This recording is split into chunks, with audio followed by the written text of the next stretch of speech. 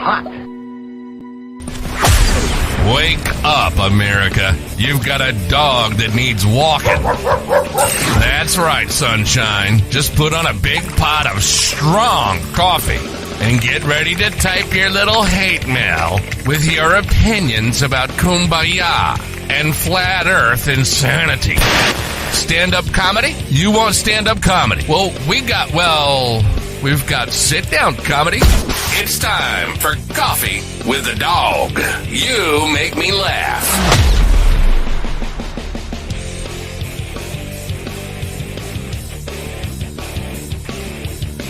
The band doesn't sound like they're laughing. It sounds like they're getting high. 20 episodes. Nothing is actually happening. That is weird, my friend. My friend. Oh, there goes the Rush stuff. Nope, I don't. Okay, you can go now. There you go. Oh, good morning, my friends. It is Monday, August 14th, 2023. Hope you had a great weekend. It looks like it's going to be a nice day here. Kind of iffy, half cloudy, half sunny. But a beautiful day to be alive, nonetheless. Happy birthday, belated happy birthday to our friend Jeff Altman. Yesterday was his birthday. I don't want to say how old he was. Probably about 40. I'd say about 40. Anyway, happy birthday, Jeff. Hope you had a great day yesterday. I kind of know you did, but I'm just putting that out there. How was your weekend, folks? Crazy? Crazy. What's with the voice? The voice is so friggin' weird lately. My weekend was pretty unique, strange, different, all of that. Friday night, gig in a Italian restaurant, place that we play often. I was inundated with traffic on the way there and got there later than usual, but plenty of time to set up and all that stuff. But I was the first one there. And I was a little concerned because Scott usually beats me there. Scott, the bass player, usually beats me there. But he was a little late. And I know he comes from the same direction that I come from. So I thought maybe he got caught in the traffic too. He got there about 15 minutes before the gig started and was setting up. And Mikey came over and said, it's got to be nice to Scott tonight. And, being nice is not part of my DNA. Being nice, you tell me it's be nice to Scott night. I reject it. Why? Why do I have to be nice? So I asked Scott. I said, "What's wrong? You're in a bad mood? Got caught in traffic?" No, in a crowded restaurant, he blurts out in a loud voice, "No, I'm sick. I've been sick all day." All right. Be nice to Scott shit just went right the fuck out the window. You're in a crowded restaurant and you blurt out in a loud, boisterous voice, "I'm sick." Are you kidding me? No, I'm not going to be nice to Scott. Now I'm going to be like, get over it, man. Nobody left. Nobody in the room heard it. But for me, it's just like, shh. That's the one thing you don't want. If you got to say I was sick, I'm sick. You're in a crowded restaurant.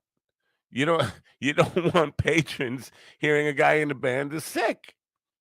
Anyway, so it was kind of a low energy gig because Scott was a little sick, obviously and evidently from mannerisms and all that stuff, needing to take a break outside and all that stuff. I wasn't particularly as abusive to him as I generally can be. But I just don't, I don't like to be told be nice to somebody. The minute you tell me I'm going to be nicer if you don't tell me be nice. Just tell me, yeah, it's a regular night. I would have been a lot more. Well, I wouldn't have asked him what happened, and then heard I'm sick. Put a muzzle on the sick. There's people listening. There's people eating.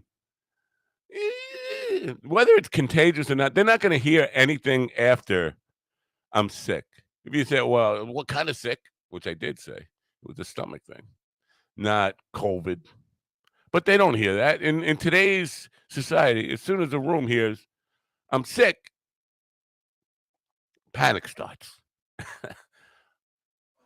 Luckily, I don't think anybody really heard it. So maybe I was overreacting. But you know what? You just don't do that. You whisper it. You write it down if you have to. You hold up a little sign. I'm not feeling well. Uh, but so we got through the gig. Gig was okay. It's Saturday night. I had a private gig, a private party playing acoustic by myself. It was a little weird. A little weird because there were women who wanted to be all around me and call every song I played and dance and party and sing, and their husbands or boyfriends not happy, not happy about any of it. And it was just so it was one of the weirdest. It was, demonstrably uh, tug of war, jealousy, insecurity. Listen, uh, the women are not after me. They're just looking to have fun. Yeah, you'd have to be like deaf, dumb, and blind to think because they were like 40 something hotties. They were young, a lot younger than I am. And to think that, they were all like competing for my attention, you'd have to be like super insecure. And these guys were, and they were all, not all, the large majority of them were gym guys, 40 something, very Republican types, haircut and proper shirts and casual attire for a pool party in the backyard. And it was weird. And they were definitely angry at me. The guys, not one of the guys there appreciated anything I did. But the women were all in a circle around me. Basically, uh, in my younger days, would have been an ideal gig for me. But it was just it was a very weird thing. Got paid and got out of there, whatever. Then I came home and the weirdest it was like a friggin' sci-fi movie on Saturday night here. I was out probably about 11:30. I'm in my driveway and just looking at the sky and it's lighting up like a strobe light all over the place. Like Connecticut is getting these wild thunderstorms, lightning storms, but I'm not hearing any of it. But there are even at night, you could feel these dark black clouds over half the sky. It was so weird because you generally at night, when the clouds are dark like that, you don't you don't see it. You don't see black clouds at night. But this was very prominent, and the lightning storms were pretty intense. My wife wanted to go walk the track. I said, "Not tonight. It seems a little weird out there." About a half hour after that, the boomers started here, and it was um, the strangest kind of thunder and lightning that I have ever heard. It sounded like the strikes were within 10 feet of you, and they were super loud, but also something, the audio footprint of the sound was just stranger than I have ever heard in a wild thunderstorm. And it persisted all night long. And I thought when we woke up, there would be trees down and all that kind of stuff. But strangely, no, nothing. Not even, there was a little bit of rain, but it wasn't like flooded or any of that kind of stuff. Just a very weird night. But the thunderstorm went all night long. And then the heat came. In the morning, it was like, overcast and still a little rainy out, and I called my brother, and he said, "What's the weather like there?" "Yeah, it's like a cloudy, cold, kinda chilly, August morning." And then by the time afternoon came around, it was 94 degrees, sun blasting, humidity through the roof, intense. And I had an afternoon gig, and I didn't want to go. It was an afternoon gig at Daisy's Nashville in Patchogue. And I was like, I know this gig. It's kind of a dead gig. There's going to be nobody there. It's an open mic that no open micers come to. You end up playing 3 hours by yourself. But I was not aware. Well, first of all, the air conditioner is booming in there, so it was beautiful inside there. The contrast between outside in intense humidity and heat, and inside in tropical paradise, perfect. I don't know, 64 degrees. There was a 21-year-old girl's birthday party. Whoa. And lots of 21-year-old girls, women, young women. When you say girls, people think, wow, you're a creeper. Yeah, yes, I am a creeper. Whatever that means. 21-year-old girls in short dresses and cowboy hats and boots and stuff like that, looking for a country type party. And they were riding the bull right in front of me. Yeah, riding the bull. There's a bull, a mechanical bull right in front of me, and screaming and having a good time and enjoying the music. And to me, that's fucking heaven, man. That's fucking heaven. That's the perfect gig. A room full of young, beautiful women, cowboy hats, and short dresses. Something about cowboy hats and short dresses on chicks gets me. I can't help it. I don't know. Maybe it's the Sarah Evans, Linda Ronstadt, I don't know, Emmylou Harris thing I got in my head. I don't know. But I find it very attractive and very interesting to look at. Anyway, they were really active and being part of the show and made it great. And then, for some reason, in Patchogue, New York, we have a high population of gauchos, Mexican and Guatemalan cowboys. And they were filling the room, and they were getting excited because the young white girls in cowboy hats and short dresses were dancing and riding the bull. And they would just, every time the girls would get excited, one of the gauchos, that's what they are. And why are they? I don't know. One of them would come over and throw money in my case. And so the gig was like, oh, yeah, this is pretty cool. I got young girl. This is how it's supposed to work. You got young girls, attractive girls, out there dancing and having a good time and screaming and laughing and yucking it up. And guys who are trying to impress them by throwing money, in my case, to get me to play songs that keep them dancing and happy. What could go wrong with that? So my bad attitude turned to a good attitude pretty quickly. But I got nothing done over the weekend. The one thing that impresses me about Daisy's, the amount of beautiful frigging women that work there. The hiring practice, I don't know, do they put an ad? Because you can't put an ad in the paper for Hollywood quality, beautiful young girls wanted to, basically their job is just, I guess, servers. I don't know. One girl is at the door, and all she does is greet people or send them to a table and basically show them a menu and that kind of stuff. But she's just standing there looking beautiful. And then there's about 5 or 6 other ones that I guess they are, I don't know, they don't seem like waitresses. They just seem like, their job is to kind of just be there and entice people into the club. I guess. I don't know. I never see them doing any work. But when I say Hollywood beauties, I mean these are not your typical, wow, that's a pretty young girl. These are stunning, holy crap, that's a movie star. Beautiful young woman. Now it helps that they're, again, in cowboy hats and shorts or short skirts. Lots of legs going on, but it's not the faces. The faces are Hollywood And these are not Hooter girls, by the way. They're not like just voluptuous with a face. It could be a porn star or whatever. None of that. These are legitimate A-lister Hollywood faces.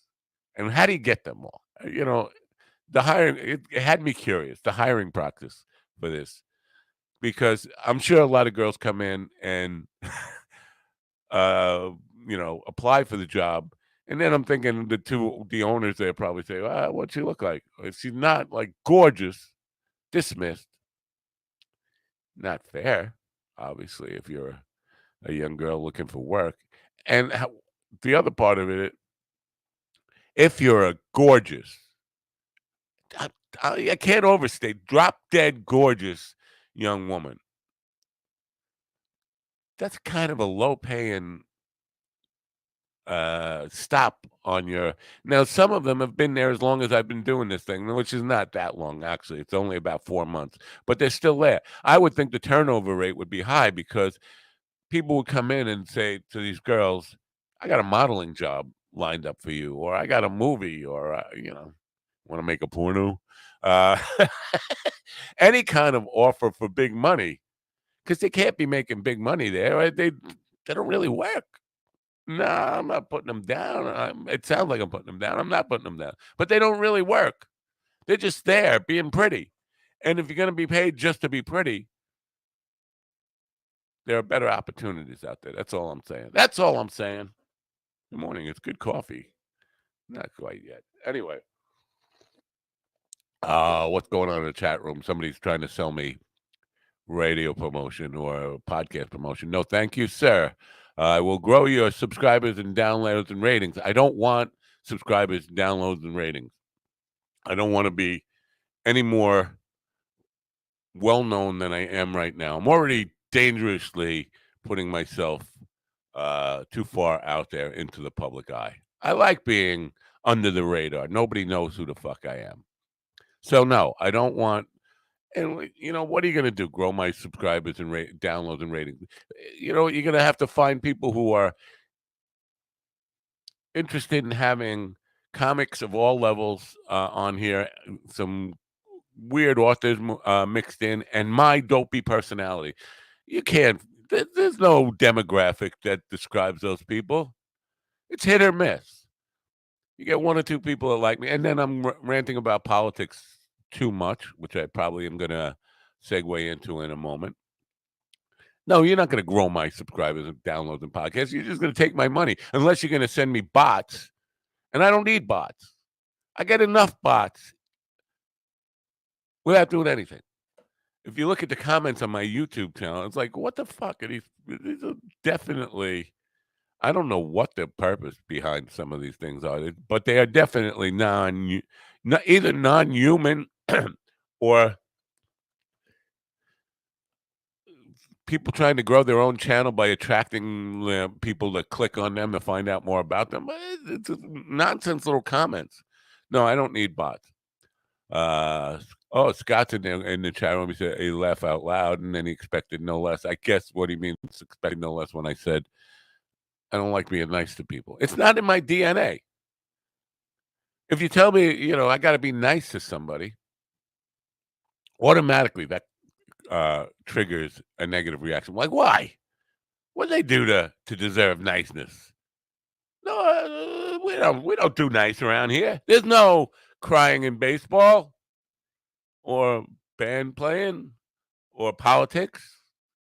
Like, no, there's no there's no feeling sorry for somebody. There's no. Hey, listen, I don't expect. Oh, listen to the voice. This Jordan Peterson thing I got going on. I don't expect niceness ever. I pointed out there was a time we did a gig in a hurricane under a tent that had no sides in it, on a beach in a hurricane, on a breezy point, which got wiped out by a hurricane, by the way. Breezy Point, New York, which is like Roxbury, Queens.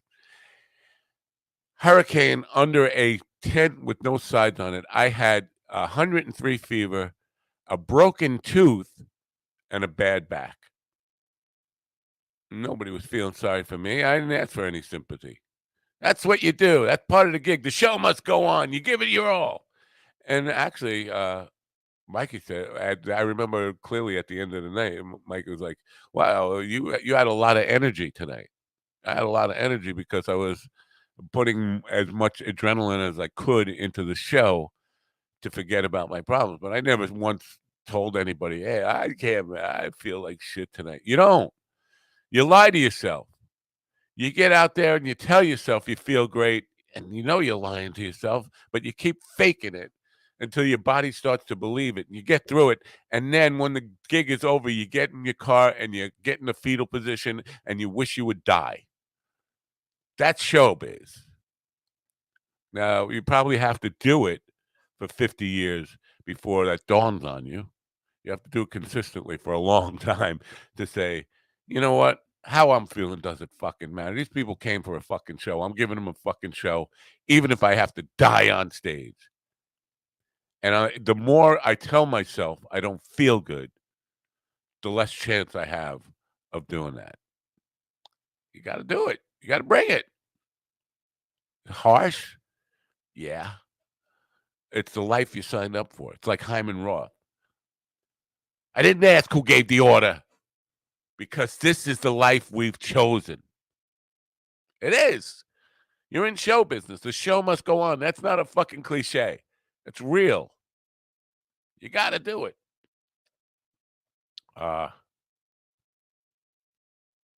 You want to die yet? That's show business. Yeah. Somebody. Good morning, Robert. Oh, that's Ian. Robert's here. Perseid. How do you pronounce that? Perseid showers were peaking this weekend. I think I read a thing where in 2028, if we survive to 2028, whatever that's called, Perseid. I don't know how you pronounce that. They're going to be off the hook with some kind of really close, dramatic light show. I don't think that's what I was looking at Sunday night. It wasn't a meteor shower. It was definitely lightning, but it was up in Connecticut and hadn't gotten here yet when I was out there looking at it. But it was weird. I mean, it was strobe lights all over the sky, like really wild. And then, but within the really, really dark, foreboding piece of sky. I mean, I can't describe this other than something out of a sci-fi movie. Really, really, really scary looking sky and spooky night. And then the thunderstorms came, and when they came, they were relentless. At some point, I mean, they were sounding like somebody banging on your garage door, like just a couple of feet from you, as hard as they could, something like that. I mean, crazy stuff. But anyway, so I got through the weekend, but I got none of the work that I needed to get done. In other words, new commercials that need to be produced, sponsors waiting on me airing their stuff, and I just don't have the time or energy for it. And the booking of a lot of bookings fell through. Tomorrow I have it's all ass backwards. Tomorrow in the morning, I have an author, Mary Wallace. We're going to be talking about because she's a parenting expert again. We just had a parenting guy on with the documentary about License to Parent. She's going to be talking about birth order blues, like where you're born in the order of siblings, how that affects your life. It's an interesting subject, and I've talked about it before. I've been interested in that my whole life. I've had a lot of girlfriends who were the middle child. And that doesn't happen by accident. That it's not coincidence that most of the girlfriends I had were middle child. I had a few that were the babies of their siblings, totally different personality types. But then tomorrow night, a special Tuesday night, Keith Saljones, who's a stand-up comic and an improv guy, and he's going to be talking about integrating improv into the rest of your life, business life, relationship stuff, all that kind of stuff. He's got a new book out about it. So it's kind of flip-flopped. Comedian tomorrow night, author during the day, and then Wednesday I have Frankie Rye, who is a singer-songwriter with a new single out. That should be an interesting show. The rest of the week, Thursday and Friday, So far, I've had cancellations. I'm not really working hard to fill them. We'll see what happens.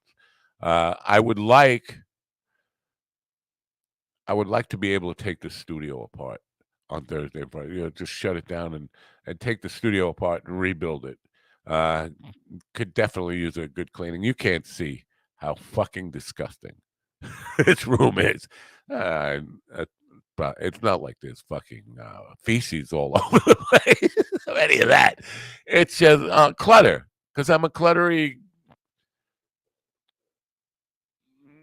unorganized bastard. That's what I am. Anyway, last week, I'm going to shift into politics here a little bit. So, you can all bail now. Oh, by the way, I don't know if I'm doing something right or doing something wrong.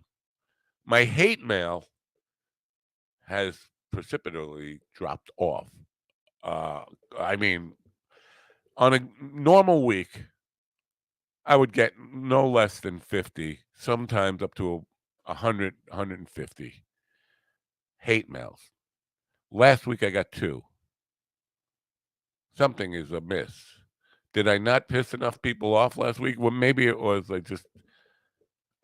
don't know. I don't know what I did to stop the hate mail coming. Not that I necessarily love hate mail, but that shows me that people are listening. People are listening everywhere. Now, I'm not sure if it was because a lot of it comes from people who are just listening, not watching to the live streams. I would say the majority of the hate mail comes from people who are listeners. But again, dropped off from like an average of 50, probably a little more than 50 a week, to 2 last week. Has me a little concerned. Like, what happened? Am I doing something wrong? Am I doing something right? I'm sure today will help pick that back up. But last week, talking politics, I was kind of suggesting, or even more than that, about the Georgia indictments that are coming for Donald Trump. Now, I don't want to go out on a limb and say no, it will definitely be this week because towards the end of last week, it started to look like it would be the middle of this week because there were other hearings going on. The big thing, and this could be uh, shaking America to its core as far as our government and the state of our country. I'm not overstating this when I tell you what I'm talking about here. Fani Willis, however you pronounce her name, it's Fani. It sounds like Fanny. Take a load off Fanny, but people call her Fani. Fani, the DA who's going to be indicting Trump, and the grand jury that's going to be indicting Trump, has suggested, or there's been leaks that she plans on indicting up to 12. I think it's a dozen, a dirty dozen congressmen and senators and all the allies who are working with Trump, including lawyers. If a bunch of Republicans, Lindsey Graham and Ted Cruz, and Rudy and Mark Meadows, I don't think Meadows will get indicted. I think Meadows is a cooperating witness. But if a lot of high-profile Republicans get indicted, I'm not talking civil war here. I'm talking constitutional crisis where the government is at war with itself, not the people. Not like we're going to have a civil war, and there probably will be some violence and some crazy people doing some weird shit, like last week with the FBI having to shoot that guy. And people trying to make excuses for the guy. Guy threatened the president, vice president, and DAs, and then points a gun at an FBI agent. They deserve to die or get shot, at least, not necessarily die. They need to be shot and disarmed. If they end up dying, hey, whose fault is that? Some people, his neighbors and family, trying to say, well, he's too fat to be a threat to anybody. Bullshit. There's no weight limit on, a semi-automatic rifle that says you can't take out the person you're shooting at because you're over 350 pounds, the person you're pointing at, or people you're pointing at. Anyway, there will be violence like that. But what we're, in a way, I want it. I'd love to see Lindsey Graham indicted. That guy is the epitome of everything that's wrong in politics. He talks out of both sides of his mouth. His stances and principles are for sale based on the moment. He's everything when Donald Trump was talking about draining the swamp is Lindsey Graham.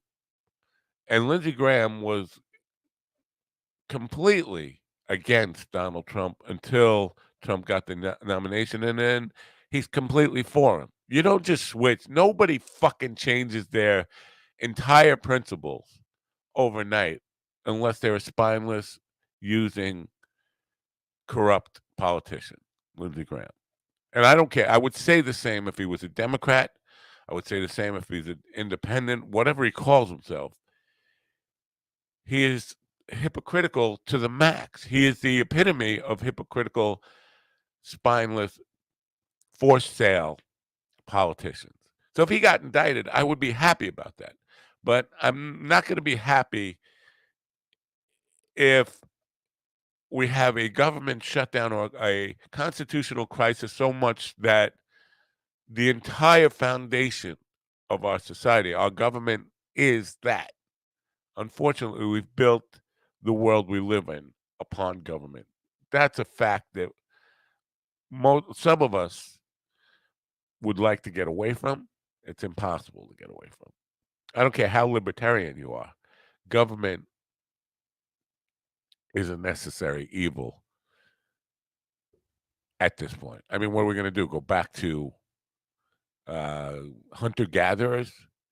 We're not going to be able to do that. We've been domesticated to rely on government to the point where if you take it away, we wouldn't survive. It would be chaos.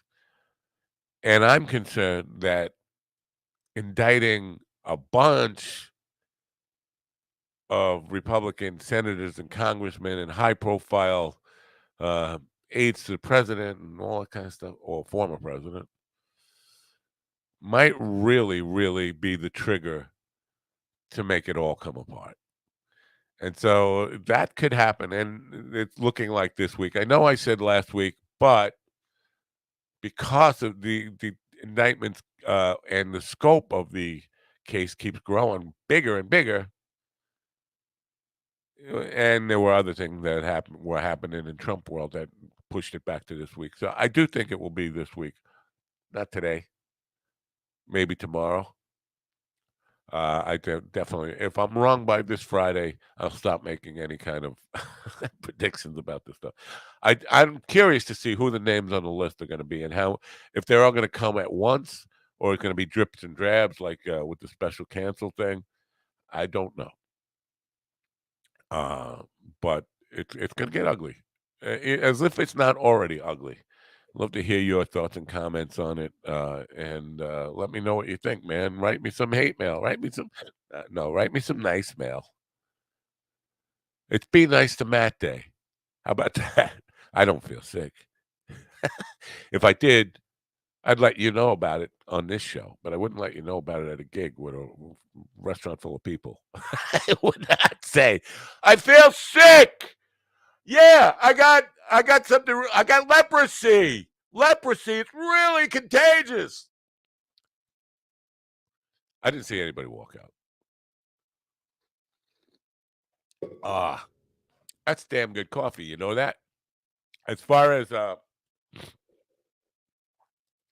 going to Bisbee in September, not sure I'm going to do it. My brother had recommended this Breeze Airways. So it's really convenient because they fly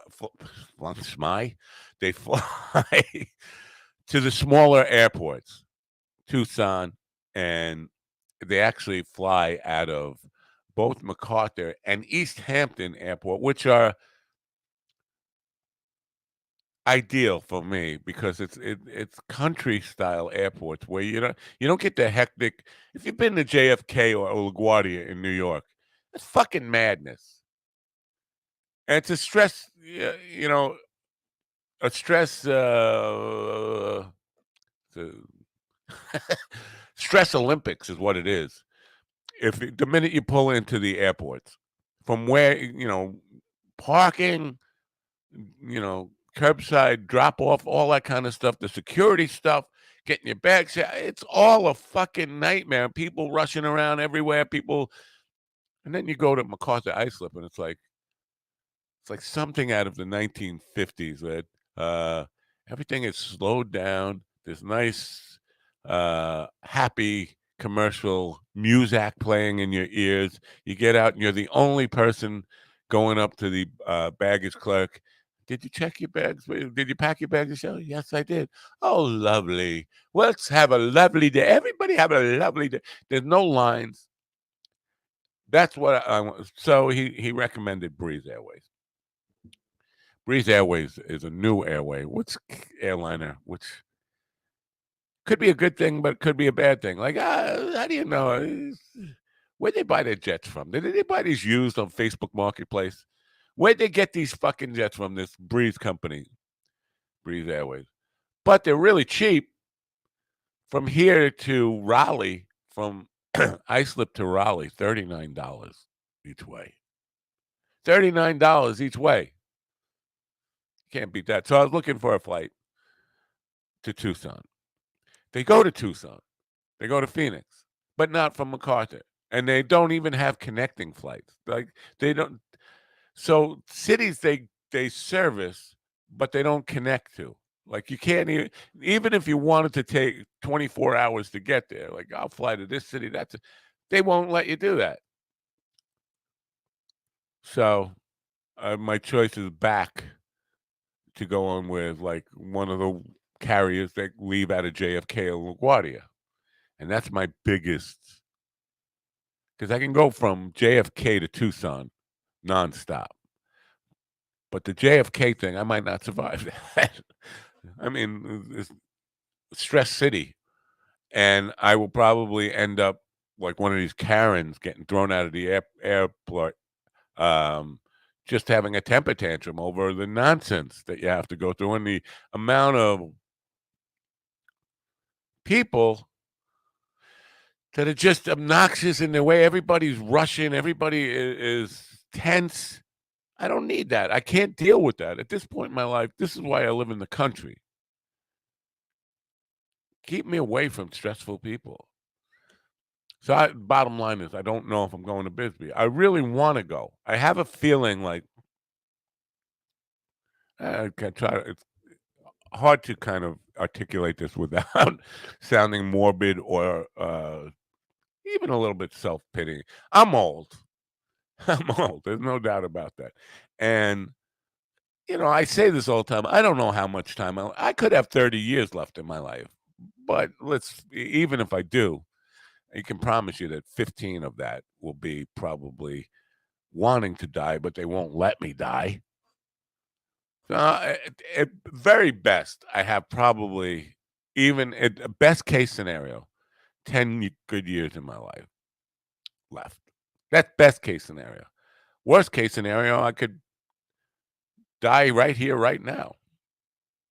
I don't know if that would be worst case scenario. Yeah, my wife would get a nice payday out of it.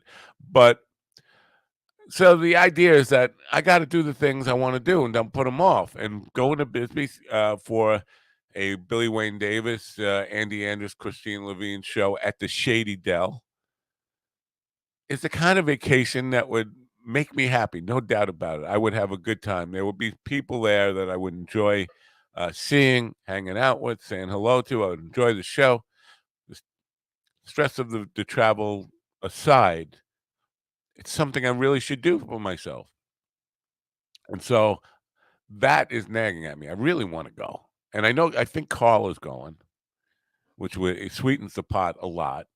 Get to hang out with Carl in Arizona. And you know, have a good time.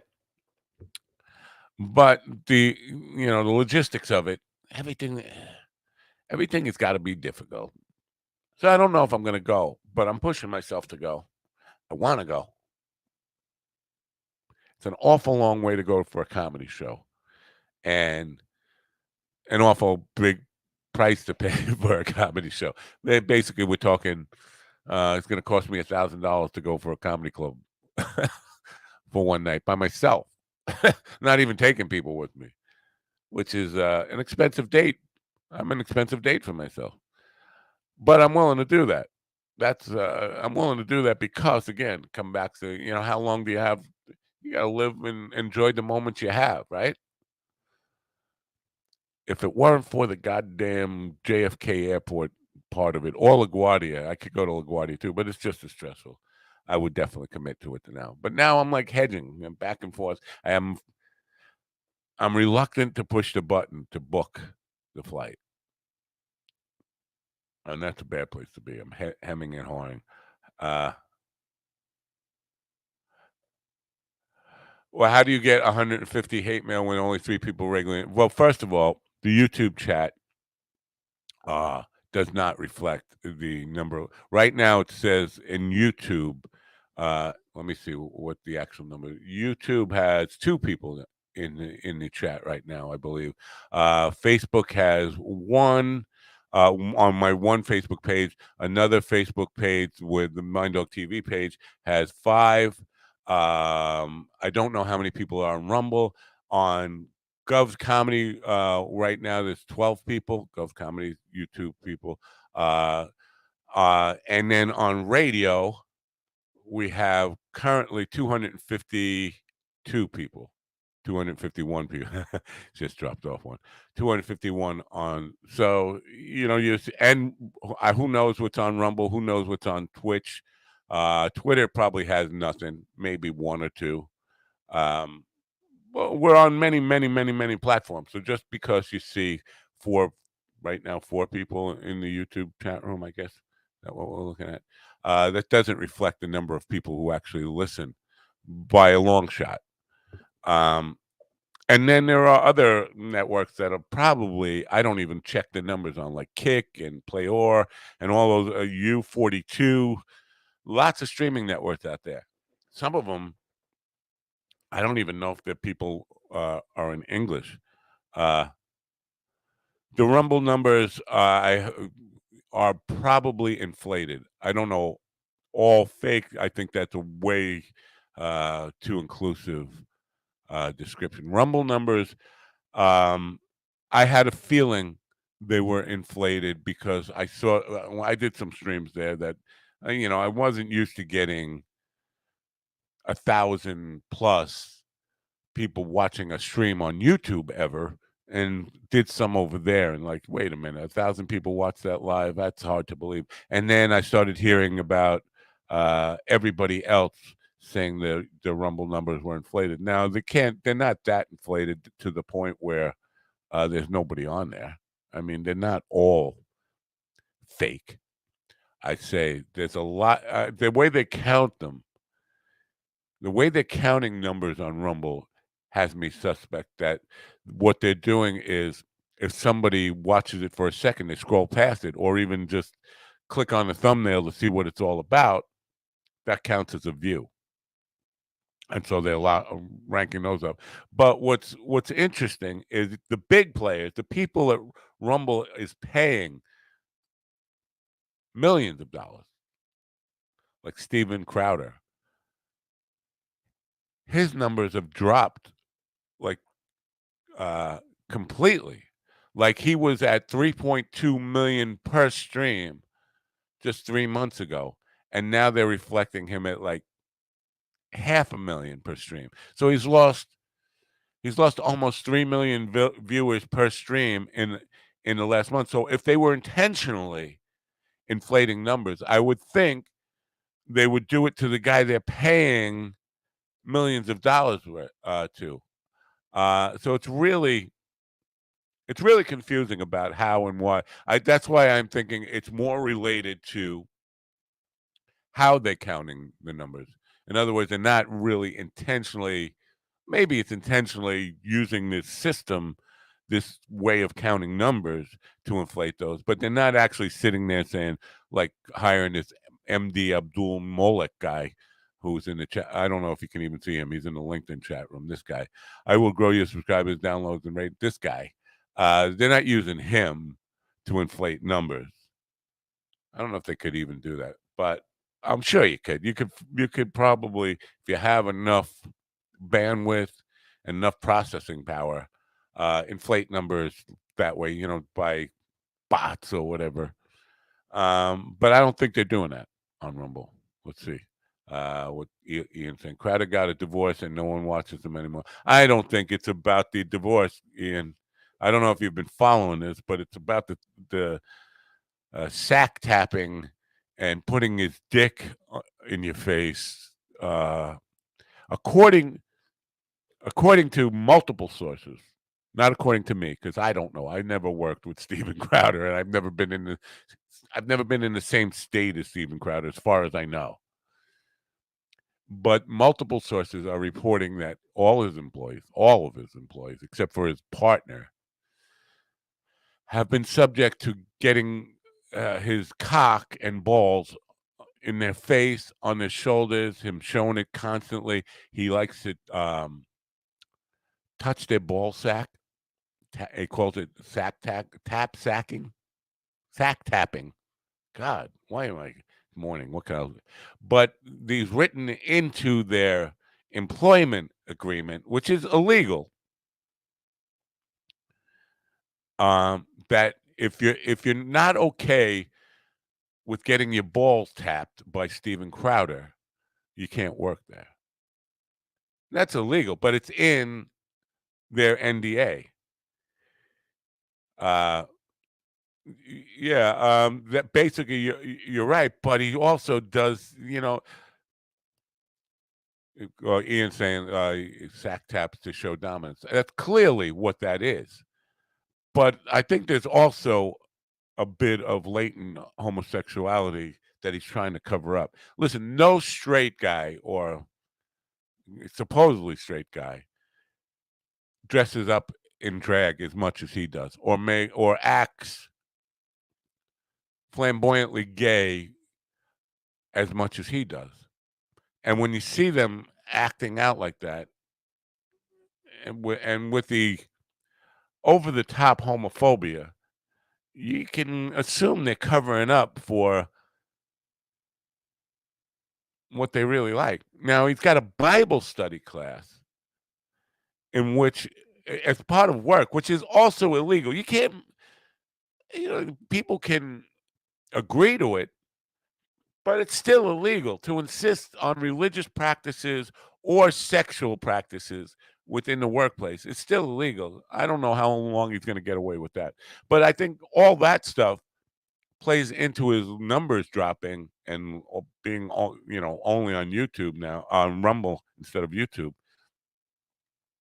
more than the divorce stuff. I mean, being abusive to your wife is that's America. That's red, white, and blue. How many guys in the Guinea Teas are telling their wives, "Watch it, shut up, feed the dog, do what I tell you to do, woman"? A lot of guys like that, and especially Crowder's audience. They relate to that. So I don't think they abandon him because he's abusive to his pregnant wife. They might idolize him because of that. Yeah, that's way to go. Yeah, being a leader. That's what being a leader all about. Push that pregnant barefoot woman all around. But the Bible study where mixing the Bible with sack tapping. That's weird shit, man. And enough people coming out and saying, now, according to some of the reports, he has actually taken his dick and balls out and put it on somebody's shoulder from behind, and then sitting there and they see a dick. And they're too intimidated, or they need the job. I would fucking quit right away. If I punch him in his dick and walk out. But they're afraid or intimidated, need the job, whatever, to do anything about it. And some of them continue to work there, and some of them have left, but they're talking about it now, which is why he's trying to make them all sign this NDA and giving them a contract that includes all of those things. To, being okay with a dick in your face. Hey, if a little dick in your face is gonna bother you, this isn't the place to work. Imagine that. Imagine you go into let's just say you're going to apply for a job at McDonald's as a burger flipper or a drive-through window cashier. And they tell you, well, part of the job is the boss is going to come over and stick his dick in your face and you have to accept it. You don't think there would be now McDonald's obviously deeper pockets. There's going to be lawsuits no matter what. There's going to be lawsuits. McDonald's probably gets lawsuits about frivolous things constantly. So something like that. But I can't imagine that whatever state he's operating at, I don't know. Is he in Texas? He's still in California? Where the fuck is he now? But yeah, listen, Texas might just say, it's fine. Yeah, it's fine. Let them stick dicks in people's faces. I don't think California would go for it. I don't know. I don't follow, where he's at. But I think I'm under the impression that he might have moved to Texas to escape California's income tax thing, where it's 13. I think it's 13% state income tax, which is really high. And a lot of people move to Texas where there's no. That's why Rogan went to Texas. It wasn't, for the lifestyle. He claimed it was because of all the homeless in LA. What it was with Rogan, he got $120 million contract from Spotify and didn't want California taking 13% of that. I go to Texas and save, $1.3 million or whatever the fuck it was. No, more than that. $13 million is what he was saving. So yeah, that's your incentive right there. Anyway, I don't know where Crowder is. Bottom line, I don't know how I went down this whole way. We were talking about Rumble numbers being fake. Crowders have dropped off. Doesn't make sense that Rumble would pay Crowder millions of dollars to be on their network as their prime attraction to right-wing, I don't know, right-wing listeners. I don't know what they are. People who want to get their opinions or talking points from a right-wing source. I guess Crowder is a star. I don't know. I mean, listen, when he was on you, and I always suspected that his numbers were inflated when he was on YouTube, but I thought that was probably his father's doing. This is just my guessing now. I don't have any fucking data or any claims to back this up, but I always suspected his father was behind propping up his career in a lot of ways. He has a lot of daddy issues. There's no doubt about it. And daddy was his executive producer and all that kind of stuff. So I thought his numbers were inflated on YouTube. He was getting 6 million per episode. Now, he flaunted that a lot, which because I couldn't tell you what my average views are because they're not consistent, and I'd have to really do some deep math to go and figure out an average because every day numbers are vastly different on every different platform that we're on. But I couldn't give you those numbers. But he seemed to know them like off the top of his head, which kind of suggests that he might be behind manipulating them. I don't know. It seemed that way to me. Anyways, when he went to Rumble, immediately dropped from 6 million to 3 million, and now down to about 500,000. If that were me, I would be packing it in, thinking I'm done. I mean, listen, 500,000 views from my perspective, that's a lot. I mean, for me, that would be like 500,000 more than I have now. Honestly. But for a guy who was used to, if he really was used to 6 million a day, and now it's 500,000 a day, I'd be starting to think, well, the wheels are coming off this fucking thing. It's time to bail.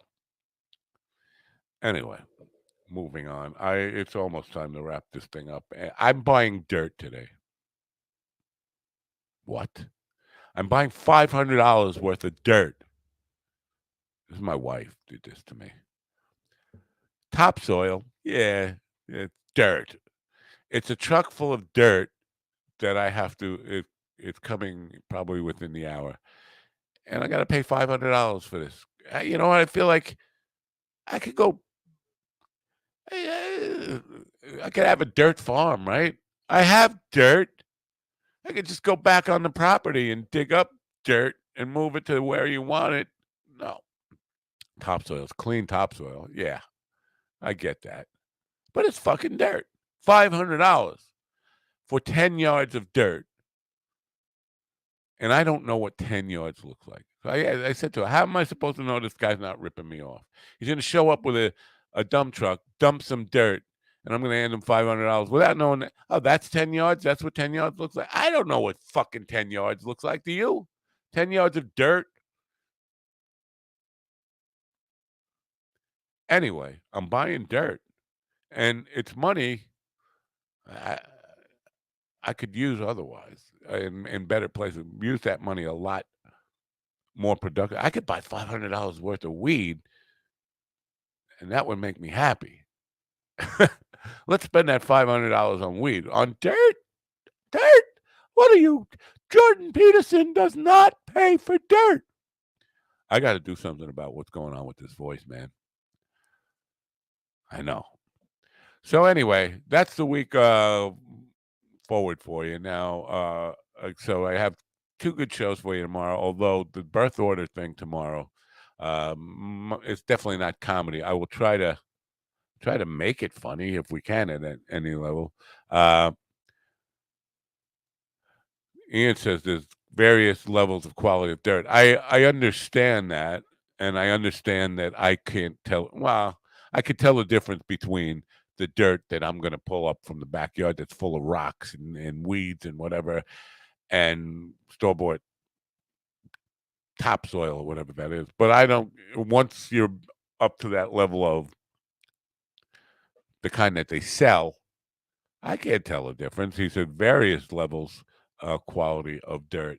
I mean, how do I know I'm getting primo dirt? Are you a dirt expert, Ian? Can you clue me in on a simple way to make sure I'm getting the best dirt and 10 yards of dirt? How do you eyeball 10 yards of dirt, Ian? Can you tell me that before I sign off here? Uh, cheaper and better than dirt now.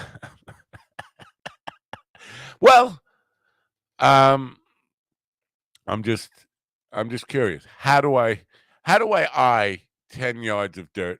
How do I look at it and say, well, you didn't just I guess I can tell just by looking at it whether he just dug it up out of his yard and it's really topsoil or whatever, refined fucking dirt. Well, how do I know I'm not getting scammed? And Nate Bargatze has a bit, and I'm not going to do his bit, but he he has a bit about his wife being the man in the house. When it comes to yard work and landscaping stuff like that, I am disinterested. I am not the husband, the guy that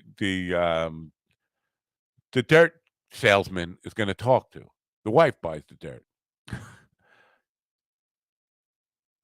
Ian says 10 yards of dirt is about enough to bury a common sedan. Well, that's helpful. Wow, it's going to be more than I was expecting then. So bury, yeah, completely bury like a small car. Uh, that's interesting because I was thinking it was just going to be like I don't know, several wheelbarrows full. I don't know, like up to my waist, maybe 5 feet wide and like waist high. But it sounds like you're saying it's going to be more. Um, they move the flags and yells first down. It's 10 yards. Yeah, I know that 10 yards. I know first down 10 yards, but piled high, pure black dirt. And if there's any rocks in it, I guess I should be suspicious that I'm getting ripped off. Or if there's any grass or weeds in it, it's got to be pure. I'm expecting dark black dirt rather than brown dirt, that weak sandy little. Because sand I would get. I understand that because where I live, the beaches are rocky. Now where Scott lives, down on the directly south of here, it's all sand. It's white, pure sand, no rocks at all. Southern half of Long Island, north half of Long Island, North Shore and South Shore are completely different. Um, whole typographies and all that kind of stuff. So we have up here. It was cut by a glacier. We have hills up here and rocks. Nothing but rocks. You can't walk barefoot on my beach. So I understand uh, sand, pure sand, being expensive and all that kind of stuff. I still wouldn't know what 10 yards look like, but if I'm guessing 10 yards of that is the same as the topsoil, enough to bury a small sedan, according to Ian. Now, I could see myself getting in an argument with this guy. Let's go over to a neighbor's house. The neighbor who's got a small sedan. Let's bury their car, and so I know I have. I mean, it's going to be very subjective. Anyway, I got to cough up $500 for fucking dirt, and I'm not happy about that because it's dirt. It's like we got used to paying for what. Here's the thing, man. Everything that was once free, television used to be free, and then cable came along, and we started paying for it. We didn't. It was kind of, they slipped it to you in small amounts. Well, it's going to be originally $17 a month, and then it was $30 a month. Now people are paying cable bills. This is serious, man. I know people who have cable bills every month that are $1,000 a month. $1,000 a month for cable. Listen, there's no crying about life in America and the economy if you're paying $1,000 for cable every month. You can't. You have no right to complain about anything with inflation. None of that stuff. If you're paying $1,000 a month to watch television, stop complaining about the economy. Ever take those complaints out of your mouth. But we used to get television for free, and they found a way to charge us for it. Chuck Dolan was the first to say, "Yeah, people will pay. People will pay for what they get for free because we're going to add more." Right? And then water used to be for free. Now, how much do you spend on water every month? Besides your water bill, which for taking showers and doing laundry and that stuff, drinking water. I think I've told this about my wife. My wife is a hoarder because she's expecting, the apocalypse or whatever. So we have a warehouse, a warehouse full of bottled water and all kinds of water in different kinds of container water. We have the 12 and 16-ounce bottles. We have these gallon jugs, and then we have the water cooler style. We have, I'm not exaggerating, a warehouse full of water stocked up for the apocalypse. Not my doing, folks. I would not. But we pay for that. So, they're just going to keep finding ways to make us pay for what we used to get. Now, dirt ain't free. I'm sure in the MAGA days, when America was great, if you remember when America was great, because I'm a little foggy on that. But nobody was paying for dirt. They would, "You need dirt? Go out to the lower 40 and dig up some dirt. Bring your truck down there, fill it up with dirt, and bring it back home. You need dirt? What, you pay for dirt? $500 for dirt? I must be Jordan Peterson rich. You got to be rich to pay $500 for dirt. You must have money to burn." Yeah, she's a prepper. That's exactly what she is, Ian. My wife, I'm married to a prepper. Uh, I've been clear about that. I think I've told it. You know what? Obviously,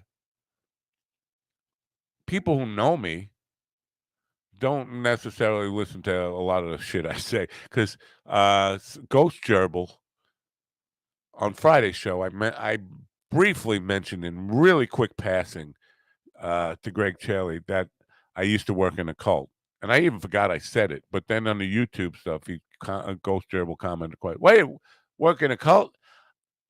I've told that story at least, I would say, 100 times or more.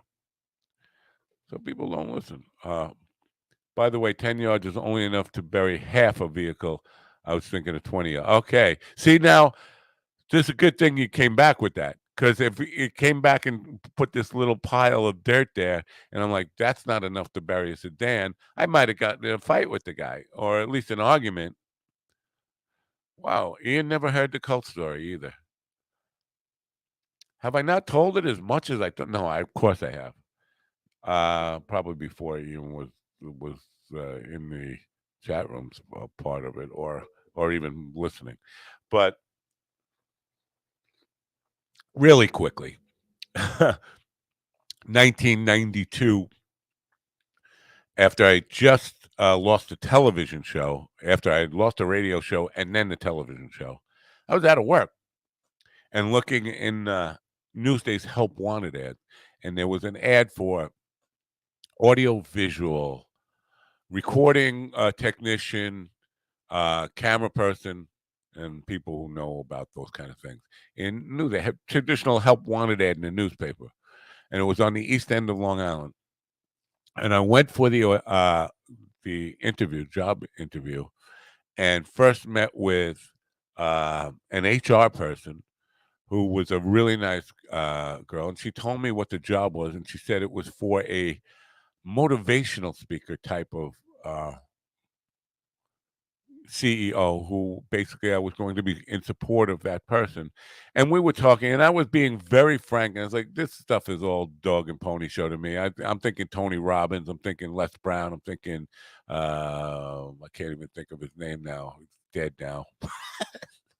Wayne Dyer, all those kind of people. Those are the people I was thinking about. But so I went for that interview, and then I went with the dean of the school because it turned out that this was a school. When Jordan Peterson was there with me, and I met with the dean, and that went really well. And for some reason, we were talking about magic, and I impressed her because at that time I was still doing sleight of hand and doing magic shows. And I happened to have a deck of cards, and I impressed her with a magic trick. And she said that would make me perfect for the school.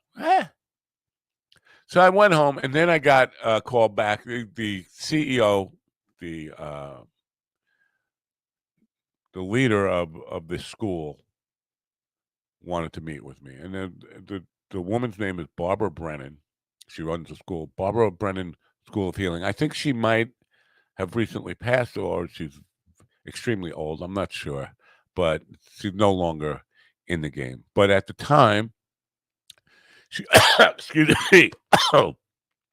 She had written a book called Hands of Light, and then she followed it up with a couple others. They were bestsellers in the New Age movement. It was about energy healing, and she was healing people, ooh, putting their hands over people. They lay on the table and, ooh, I'm going to cure your cancer, ooh, and had a school of 1,200 people at the time who were paying big dollars in tuition to go to her school, which was a 6-week, 6 full weeks. They'd go to her resort for 6 weeks and study under her for a week, and then come back like a month and a half later for another week, and then another week and another week. It was 6 weeks spread out throughout the year, and then the rest of the year we were traveling, doing seminars to recruit new cult members.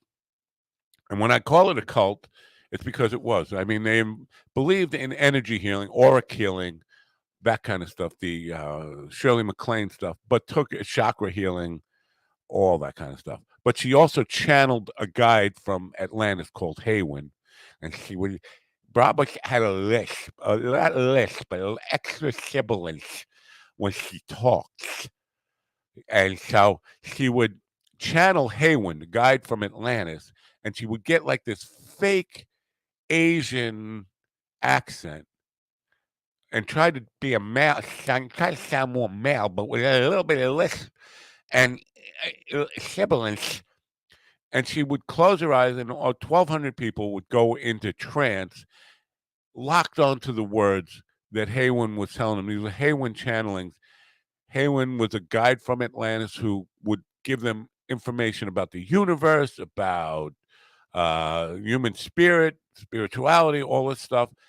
And that was a big part of the teaching. And then they would teach specific healing techniques. Uh, and then on Sunday, or Saturday, I'm sorry, because school, the week always ended on Saturday. There, she would do the goddess healing. She was the goddess. Now this is a cult. If the leader is goddess, she comes out in all white, and everybody dresses in all white. 1,200 people in all white, and they sit in total silence while the goddess meditates and imparts healing energy into them. And they all worship Barbara to the point where they would do anything she said. Now, I became Barbara's right hand person. I would go with her everywhere, tape everything she did, video and audio, even if she did nothing.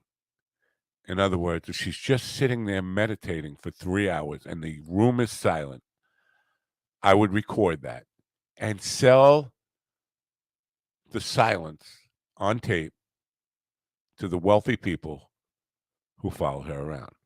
The school is still in existence, by the way, Barbara Brennan School of Healing. I think it's moved to Austria. It was originally based in East Hampton, New York. Then it moved to somewhere in South Florida. Now I believe it's based in Austria. Anyway, they believed in everything, energy, healing, and all that kind of stuff. But the belief systems,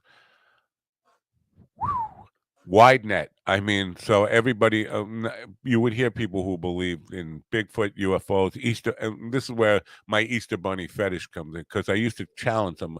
And yes, people believe the Easter Bunny was either a real entity or based on fact. That the story is, and like Santa Claus is real, real, but not exactly, accurate to the detail, like kind of like the Bible is kind of takes liberty. That kind of idea, like, where it's, yeah, they're parables, and Santa Claus is a parable for Saint Nicholas, who was a real guy, all that kind of stuff. But they believed in everything and anything, and they did have a cult adoration of Barbara. Now, I know I said this would be really quickly because I was planning on signing off, waiting on my dirt delivery.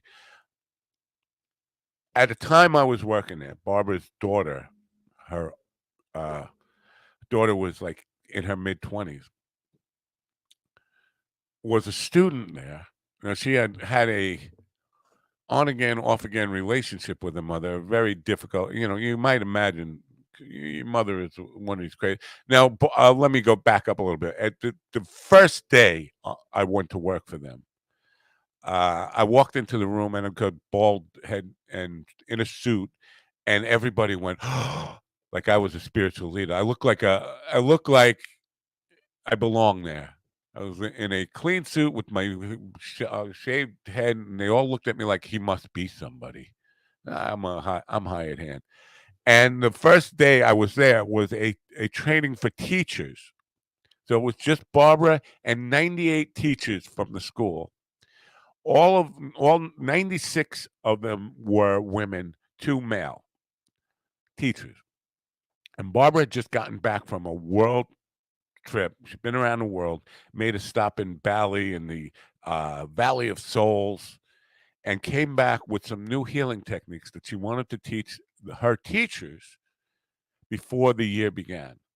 And they would have these 2 days of just for teachers only at the start of the year. This was my first introduction. And Barbara stood up Yeah, I want to tell you something I learned in Bali. So I would like everybody to stand up, take your middle finger, and place it on your clitoris, and rub it around in circles. I'm like, what the women are fingering themselves. That's not healing. Well, I guess it feels healing. It probably feel a little better when the two dudes are looking at me like they're trying to do it on their fucking ball sack. This is my introduction to the cult, Barbara's school. And all these women, and they're like they've never discovered fingering themselves before. You're fucking diddling your clitty. You're flicking the bean. This is not this is not healing science. You're not learning anything new here. Yeah, I bet you I can find a 13-year-old girl who's got this down pat. Not that I want you to look at 13-year-old girls flicking their bean. I'm just saying it comes naturally. You don't have to go to school for that. Girls and guys learn how to fucking masturbate without having to go to Bali. Anyway, I'm taping this whole fucking thing, videotaping and audio taping. And these two dudes, they were not gay. They were straight, but they were trying to flick their own bean. Like I'm trying to explain to them, you don't have them. You don't have one. No bean. Um. Anyway, so the daughter. You might imagine the daughter having a little bit of a weird relationship with her mother at that point. And but she had come around now, and she was a student at the school. And at some point, the the daughter needed a healing. And in the big workshops, they would have all 1,200 people in the room and the big stage, and Barbara would be up on the stage, and there'd be a table, and they put somebody on the table, and then they start doing what they call chelation, which is just going into a trance. Everybody like just holding the energy around different parts of her body, and different teachers would come up to assist. So for this healing for the daughter, there were like 5 or 6 teachers on the stage. One of them was this guy Carl, who imagined himself as a Native American, but he was just a white guy like me. He had long black hair. He grew his hair long and black and dressed like a, black and white movie Indian from the 40s and 50s. That kind of, over the top fake Indian. Kind I did in Broken Borders, the video. And he would carry a flute with him everywhere. In his mind, he's got himself convinced he's Tonto or something. He's on stage. The dean of the sophomore class, because it was broken up like a university, freshman, sophomore, junior, senior. The dean of the sophomore class was on stage, and then a couple of women who were also helping in the healing. Now, in this healing, the claim was they were taking her back to a single cell organism on stage in front of everybody. The audience is all buying this. That they brought her back, so she's not the human you see on the table, but she's now like an amoeba, a single cell organism. And they're going to take her through the stages of evolution so that she comes back to being a whole human being. Does this make sense to anybody? Now, I have a crew of AV people, camera people, 3 camera shoot, audio technicians, recording all this stuff. It lasted for 8 hours, and it looked like a gang rape. Carl, the guy with the flute, the Indian guy, had his flute right in her twat, and he's blowing music into a twat, and mom is going over the pussy like woo, woo, woo, and these other like the male teachers holding her tits, and the other women are like blowing in her ear. It looked like porn with clothes on, like over the top crazy porn with clothes on. And this went on for 8 hours, and they were, and also, and she was, and this is like having orgasm. I think she squirted. I'm not kidding. I think she squirted on the table. She was writhing and making all these orgasmic sounds. And the team of healers is doing the same, and it looked like fucking an orgy going on. We're taping this whole fucking thing, videotaping. I mean, those tapes still exist somewhere. I don't have access to them. I know people who might still have access to them. That'll be a whole other story. I get them out. But just in case anybody's hearing this and thinking about suing me out there, proof exists. We'll subpoena those fuckers. So don't even think about suing me because I'm telling the truth here. Every word of this is true, by the way. I don't know why, but I've told this story so many times and haven't been sued. Anyway, goes on all day long. People are getting tired now. I mean, 1,200 people sitting in chairs for like 8 hours watching this shit.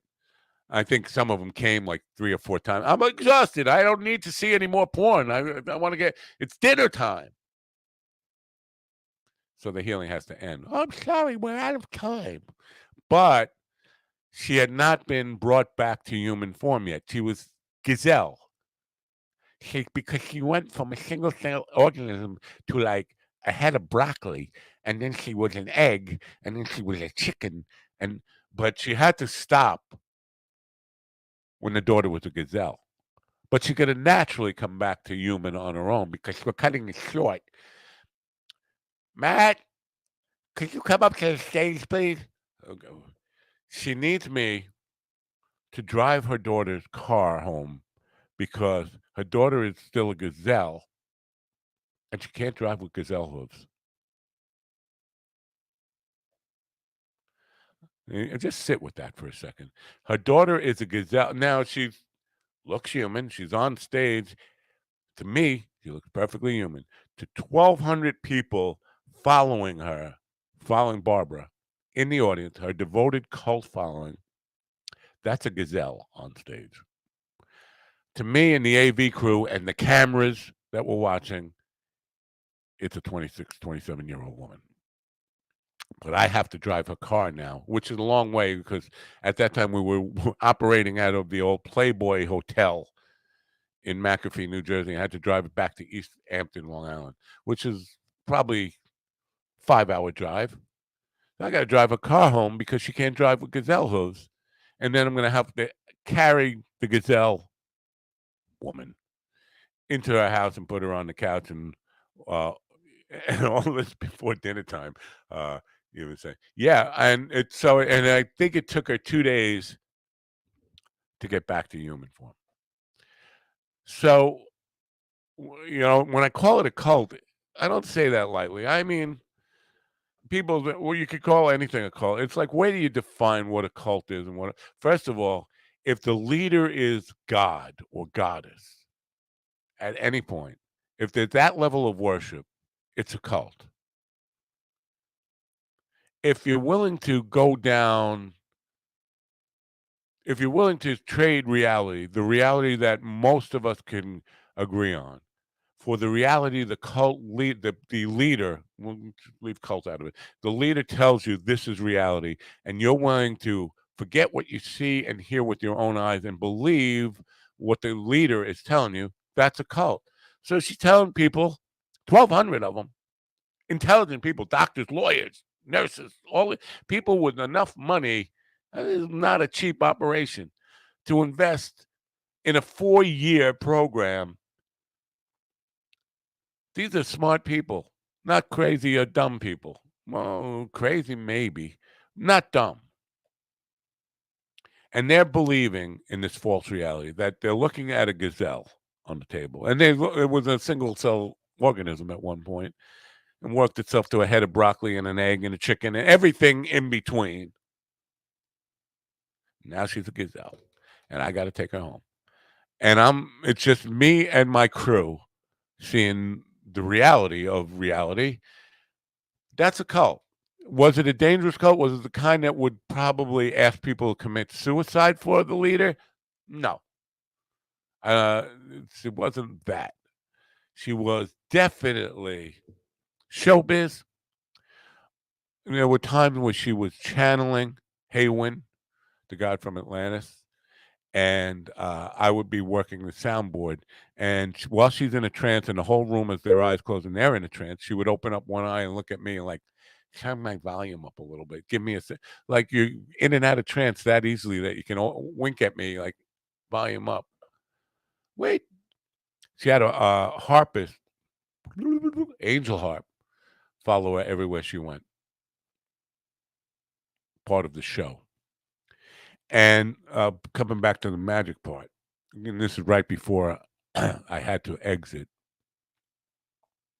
Because at this time, and remember, I'm traveling all over the world, whether all around the United States, all this kind of stuff, documenting all this stuff for years.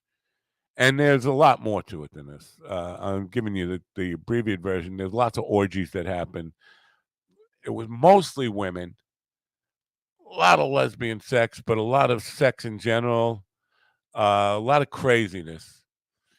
Um, that at the time, single guy like me would keep you on the job. Just the adventure of the well, yeah, well, did we film the orgies? Not exactly. We would film up to a certain point. Um, like the orgy. How do I put this? There was sexual contact going on during the classes, but the orgies would happen following the end of the class. In other words, the women are laying on tables. The healer is kind of fingering the person on stage, but you're not seeing really anything, and you're seeing all this sexual touching. And then the class would end, and then 5 or 6 people would go into one room in the hotel, and 5 or 6 people would go into another room in the hotel, and those kind of orgies. So no, we didn't get all. We didn't get porn out of it for the most part. There was some. There was some sex acts caught on tape, but not to the point where it was full blown what you're thinking of, that kind of stuff. But where was I going here before I answered that question? I forgot. um, oh yeah, just touching the surface about all this stuff because there was a lot of that kind of stuff going on. But the thing that brought it to an end for me, I was asked to do a show for the freshmen, a magic show, and at the time I was a student of Kreskin, a lot mind reading and all that kind of stuff, and mentalism. So I did my magic show, mind reading, uh, psychic predictions, all that kind of stuff. But all in fun, all trickery. But they believed it, and it was kind of uh, to the point where um, it felt a little dirty because they were now all of a sudden including me in the cult. I'm no longer an employee. Now I'm a spiritual leader. They think the act I did for them was real. I can make fire come from my hands. I could read their minds. I could manipulate things and manipulate people's behavior. And they attached not cult leader, but assistant cult leader status to me. And I had to stand on the stage next to Barbara, who was extremely jealous now. Well, her 1,200 followers were in a room chanting, Matt, Matt, Matt, Matt, Matt, chanting my name. And I got to admit, that is fucking intoxicating. Even if you know that these people are a little screwy. The love of people chanting for you, that feeling of that dopamine rush, it's rock star poison. It's a drug. But so I was feeling it, and I'm feeling like high on this. And Barbara is standing next to me and seeing it, and that's her love, and I'm stealing her love now, and she don't like that. And so she's getting angry at me. And the class wrapped up, and I could tell she was pissed that her her cult was celebrating me, not her, at the end of that show. Our next stop was in Seattle, and I brought my son with me because it was a long trip. It was the summertime, and my son was off from school, and I said, "Yeah, well, take a trip with me." It was June. Well, it was June. It was right around summer solstice. No, it was around the first week of July, so like a week after that, in 1997. It was like the 50th anniversary of the flying saucers being spotted at Mount St. Helens. Anyway, that's a whole other story for another day. So we're we're in the workshop, and there are probably 175 people there from Italy to attend. Why Italy and Seattle? I don't know. But then there's probably another 150 or so Americans in the room. So 325 people or so to attend a workshop where these are primers to get people inducted into the cult. Like you go to this workshop, you sign up, you get the books, you get taught some healing techniques, and then by the way, we have this 4-year class, 4-year school, and you can sign up to be a freshman today. Small deposit, and blah blah blah, selling them, recruiting them, but these people have already read her book and become disciples of her. You can look up the book. Hands of Light is her first book. And she's had several other books after that. She even had TV shows and all this stuff. Barbara was pretty famous within that world. Anyway, they were all devoted followers of hers. And she's on stage, and I'm in the back of the room doing the audio. And she tells the audience that she had to take several months off because she got pneumonia.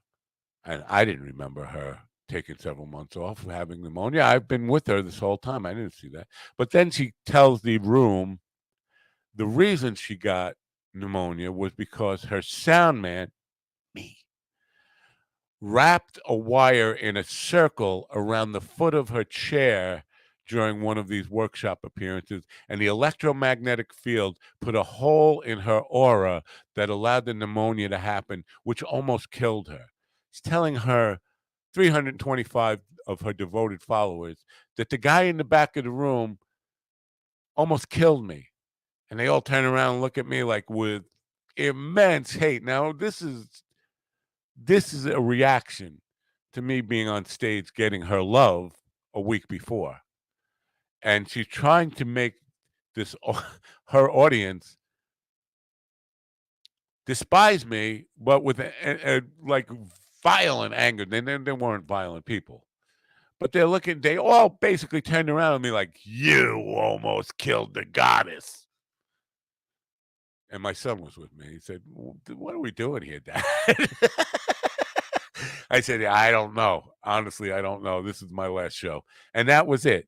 That was it for me. It's like, I'm not going to be part of this. I got myself sucked into it where I got to be doing a show where they wanted to include me in the cult as kind of a leader. The actual leader did not appreciate that in any way. And then she wanted to make me an enemy and turn the cult against me like I was the devil. I gave her none of it was true. First of all, I never wrapped a wire in a circle around the foot of her chair. She never had pneumonia, as far as my memory. She was working that whole time. I was working with her. It was all made up, and all made up to make me look like the devil. I did get some pussy on that trip. God. But that was my last trip. And so that's the cult story. I've told that story so many times. I've told the longer version of the story because there's so much more to it. But I'm surprised that people who listen to the show don't know it. So when I was talking to Charlie on Friday, I don't know. Oh, because I was talking about why I went to Alaska. I only spent one weekend in Alaska in my life, and it was in a hotel room, and we were in a hotel doing a workshop with her where we were recruiting, because we went everywhere. Anywhere people would want to come to get indoctrinated to something like that, we would go there and do the shows. I call them shows. They were seminars, workshops, whatever. Sell books and then sell them on the 4-year program. So I mentioned that really quickly in passing, and then Ghost Trip was a cult. Wait, you worked in a cult? That now, I'm sure if you went looking for a list of recognized cults, that one probably would not be on it. Because again, they weren't Heaven's Gate, they weren't Jim Jones. There's a lot of these cults flying under the radar that are that type of cult. There is a God figure, a leader who is looked at as God or goddess. There are following who are willing to abandon reality for the reality that the leader says. That's a cult. There's no escaping uh, the that definition of cult. But again, if you went and looked, like if you went and did research and said active cults within the United States of America, they probably would not be on the list because they're not dangerous. They're not they're not like Branch Davidians stocking up weapons or being held captive. Anybody was free to leave anytime they want. So I'm not sure they would, but there's a lot of them. That's not the only one. And there's the truth about what goes on in America. Because I'm sure if you heard that story for the first time today, a lot of it seems doubtful or like too weird to be true. I mean, the time we walk into a room and it'd be just lesbians all over the floor, fucking making out and fucking fingering each other through clothes.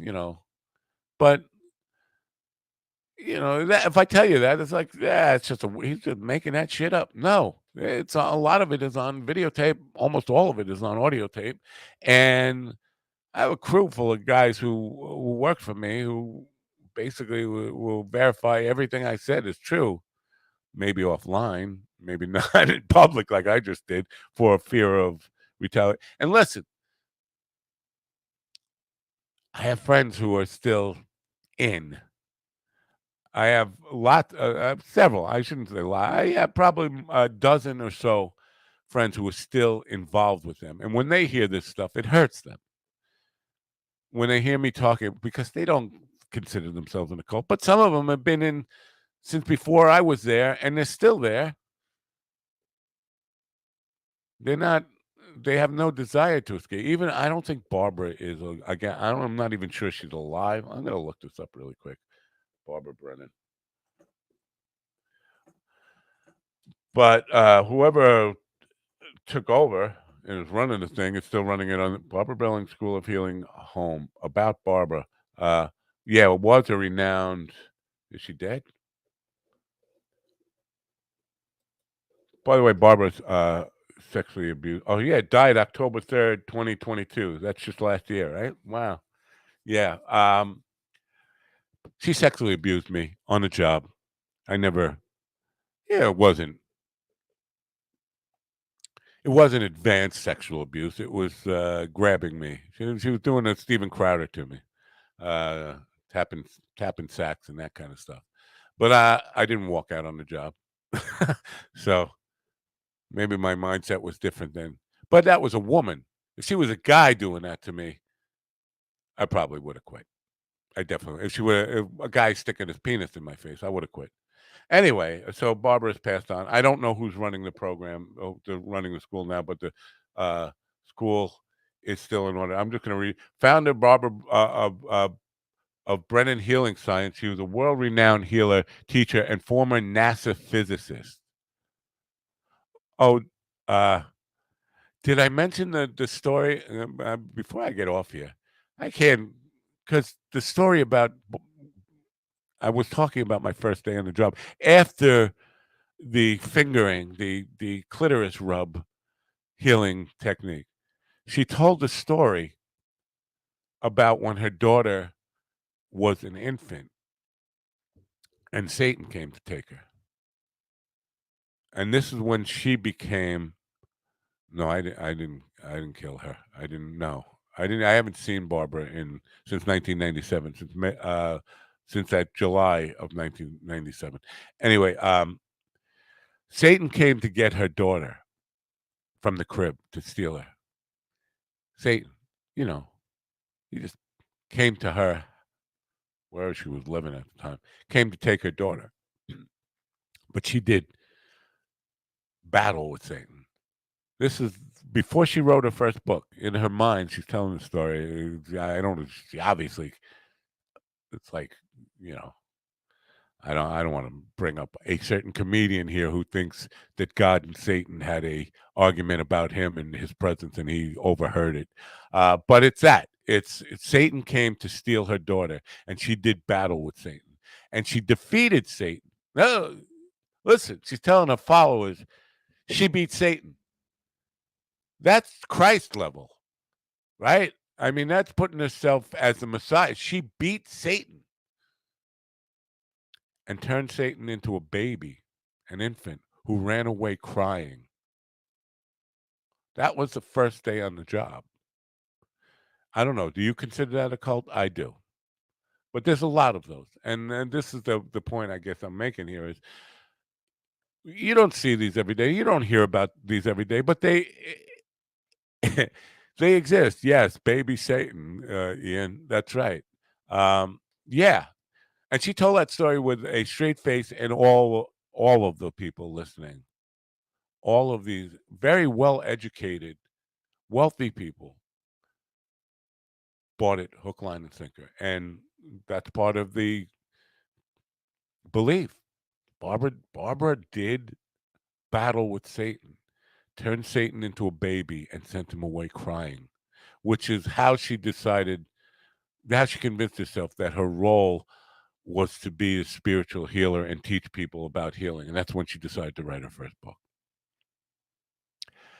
That goes on a lot. If you go to a bookstore, and I know there's not a lot of bookstores left in America, go to Amazon, go look in the New Age section, and look how many Barbara Brennans there are.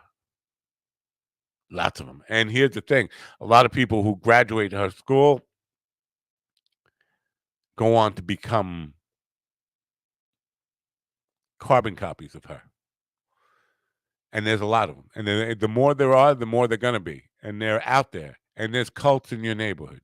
There are, and this is why, the people who send me the hate mail about one certain Kumbaya guy who has been banned from the program, who used to come on and use this program as his own promotional device for his own nonsense of spreading this kind of belief system. The kind of guy who got into Willie's head, that guy. They write me hate mail about him, but I've seen his act. He's one of these guys. He's one of these guys that goes to the school, learns the bullshit from the cult leader, and then ordains himself as the next cult leader and a person who should be spreading this. You have no training in real physics. You have no understanding of real science, scientific principle, none of that stuff. But you've gone to enough New Age stuff. You've heard from enough psychic healers. You surround yourself with all these bullshit belief systems to the point where you consider yourself an expert and worthy of teaching it.